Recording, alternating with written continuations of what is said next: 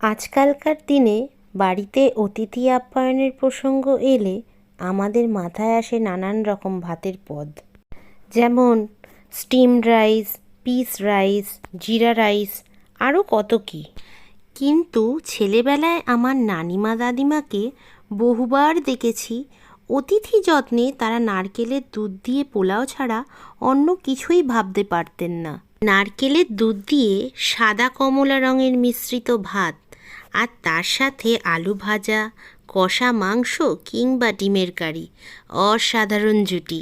সুতরাং আজকে আমি নিয়ে এসেছি নারকেলের দুধ দিয়ে পোলাওয়ের রেসিপি।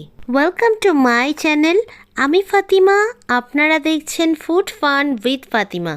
রেসিপিটি ভালো লাগলে অবশ্যই লাইক দেবেন, শেয়ার করবেন, চ্যানেলটি সাবস্ক্রাইব করে পাশে থাকা বেল আইকনটি অন করে রাখবেন, যাতে আমার ভিডিওর আপডেট সর্বপ্রথম আপনার কাছে পৌঁছায়। চলুন রেসিপিটি শুরু করি। এখানে নিয়েছি আমি 500 গ্রাম বাসমতি চাল, যেটা আমি 30 মিনিট জলে ভিজিয়ে রেখেছিলাম।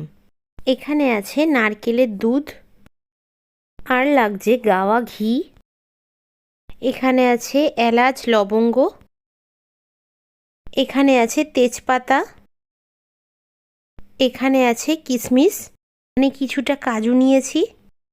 এখানে আছে ভেরেস্তা। এখানে আছে স্বাদ মতো চিনি। এখানে আছে স্বাদ মতো নুন। এখানে হাফ কাপ দুধের মধ্যে কিছুটা কেশর ভিজিয়ে রেখেছি।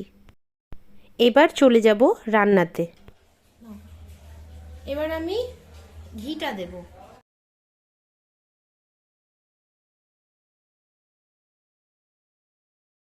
প্যানের মধ্যে প্রথমে ঘি দিলাম, এরপর একে একে তেজপাতা, এলাচ এবং দারুচিনি দিয়ে দেব।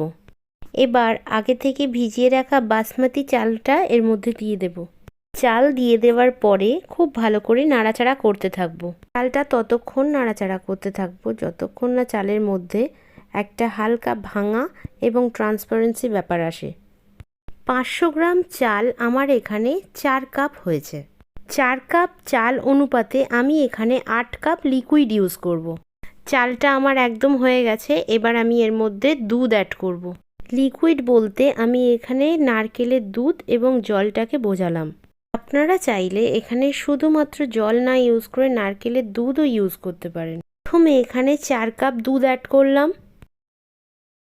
প্রথম 4 কাপ দুধ অ্যাড করার পর কিছুক্ষণ নাড়াচাড়া করে ঢাকা দিয়ে রেখে দেব কিছুক্ষণের জন্য। যদি জল ব্যবহার করতেই হয় তবে অবশ্যই সেটি গরম জল ব্যবহার করতে হবে। ঢাকা খোলার পর আবার 4 কাপ দুধ অ্যাড করব। দুধ অ্যাড করার পর কাজুটা দিয়ে দেব, তার কারণ কাজুটা নরম হতে একটু সময় লাগবে।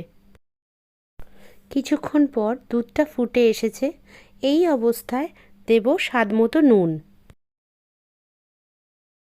হালকা হাতে একটু নাড়াচাড়া করে নুনটা মিশিয়ে নিয়ে ঢাকা দিয়ে রেখে দেব কিছুক্ষণের জন্য। এই অবস্থায় আঁচের ফ্লেমটা একদম লোতে রেখেছি, যাতে চালটা পুরো পারফেক্টলি কুক হয়। ঢাকা খুলে ভাতটা চেক করে নিয়েছি কতটা কুক হয়েছে। আমার ভাতটা একদমই সেদ্ধ হয়ে গেছে। এই অবস্থায় আমি এর মধ্যে দিলাম স্বাদ মতো চিনি। অবশ্যই নিজেদের স্বাদ মতো দিতে হবে, কারণ সবাই মিষ্টি খেতে পছন্দ করেন না। চিনি দেওয়ার পর কিছুক্ষণ ঢাকা দিয়ে রেখেছিলাম। ঢাকা খুলে হালকা হাতে একটু নাড়াচাড়া করে এর মধ্যে দিয়ে দিলাম কিশমিশ এবং দুধে ভিজিয়ে রাখা কেসার। পোলাও করার সময় অনেকেই ফুড কালার ইউজ করেন, কিন্তু আমি এখানে সেরকম কোনো কালার ইউজ করিনি।